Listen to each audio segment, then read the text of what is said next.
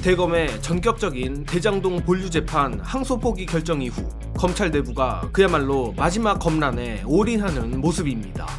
마침 이 와중에 우리가 잊고 있던 진짜 대장동 수사검사까지 등장해 친윤사단에 선전포고를 했는데 저는 그 검사의 이름을 보고 정말 경악했습니다.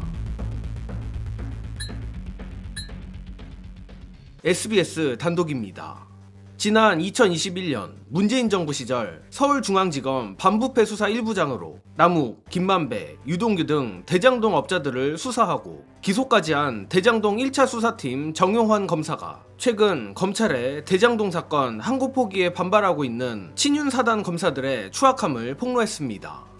정용환 검사는 SBS와의 통화에서 윤석열 정부 이후 수사와 기소를 담당한 2차 수사팀이 항소 제기가 만장일치였다고 이야기하는데 1차 수사팀에는 부장검사인 나를 포함해 아무런 의견을 묻지 않았고 절차적으로 철저히 패싱당했다고 밝혔습니다.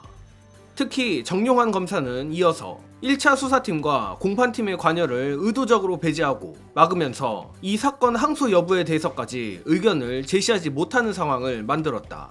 윤석열 한동훈 체제하 2차 수사팀의 만장일치 결론이지 항소가 수사팀 전부의 의견은 아니다라며 마치 대장동 수사팀 전체가 항소 포기에 반발하는 게 아니라는 점을 지적했습니다. 일단 정용환 검사의 이번 폭로가 상당히 의미 있다고 보는 이유는 최근 친검 언론 및 법무부 장관 한동훈의 정성호 법무부가 권력으로 검찰이 항고를 포기하게끔 찍어 눌렀다는 주장이 얼마나 터무니없는지를 방증하기 때문입니다. 그도 그럴 것이 현재 친윤사단이 난리를 치는 가장 큰 근거는 법무부와 대검이 수사팀의 의견을 묵살했다는 것인데 정검사의 폭로에 의하면 되레 윤 정권 하 2차 수사팀이야말로 대장동 사건을 가장 먼저 수사하고 기소한 1차 수사팀을 철저히 패싱했다는 겁니다. 또한 그 패싱이 빌미가 되어 1차 수사팀은 이번 항소에 대해 아예 의견조차 제시를 못하게 됐기에 결국 모든 게 대장동 2차 수사팀 책임이며 심지어 정성호 법무부 장관이 밝혔듯이 이번 항고 포기는 판사의 선고가 검사의 구형보다 높게 나오는 등 여러 법리적 근거라도 있지 오히려 정용환 검사가 폭로한 1차 수사팀 개무시야말로 절차에 있어서 문제가 되면 더 문제가 될 수도 있는 부분입니다. 그런데 정용환 검사의 폭로도 폭로지만 모두의 말했듯 제가 정용환이라는 이름을 보고 좋은 의미로 경악한 건 다른 이유 때문입니다.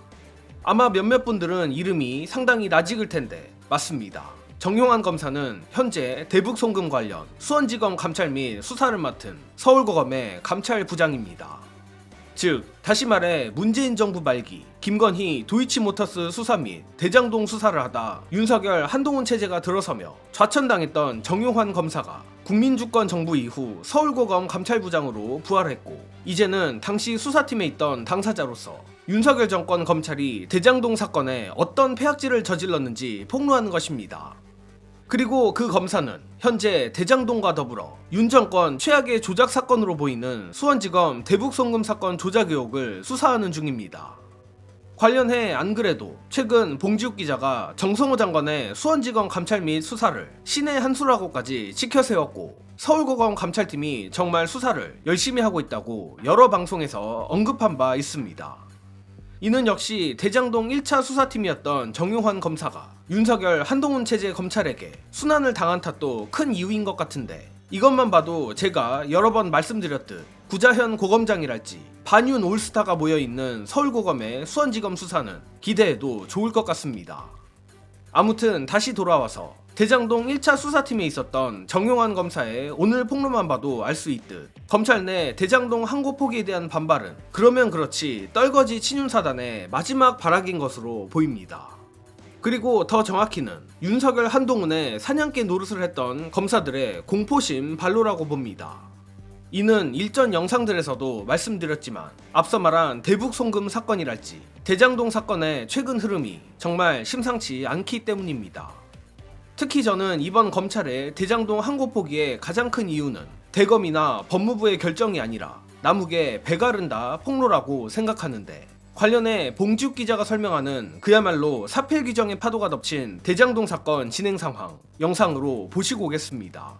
도대체 이 검사들이 왜 난리치냐라고 물어보셨잖아요. 왜 난리치는 거야? 가만 생각해 보세요. 대장동 사건을 처음 수사한 게 2021년 10월부터입니다. 당시는 문재인 정권이었고 대선이 한창이었어요. 1심 판결이 나온 것은 2021년 검찰 수사팀이 기소한 그거에 대해서 이제 판결이 나온 거잖아요. 네. 그러면 이 상황에서 항소 포기를 하면 그때 당시 2021년 수사팀이 난리를 쳐야 되지 않나요? 남욱이 지난주 금요일 정진상 재판에서 뭐 배를 가르겠다 등 한 네. 폭로가 결정적이었습니다. 그리고 그 재판부의 판사는 다름 아닌 이진관 부장판사잖아요. 이진관 선생님입니다. 특히 이진관 부장판사 뭐라 그랬냐면 남욱에게 판결문 다 읽어보고 분량이 얼마나 돼도 좋으니까 의견서를 써서 나한테 보내줘. 내가 다 읽을게.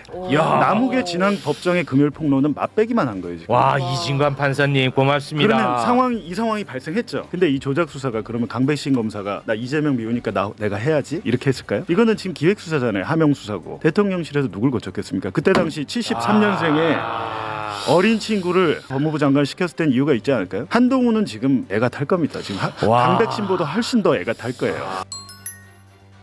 봉지욱 기자의 말에 제가 조금 더 첨언하자면, 예를 들어 대장동 1차 수사팀은 오히려 조용하거나 오늘 정용환 검사처럼 2차 수사팀의 폐악질을 지적하는 반면 2차 수사팀 강백신 검사는 이프로스에 글을 쓰고 한동훈은 요 근래 하루에 페북글을 10개 넘게 쓰고 있습니다.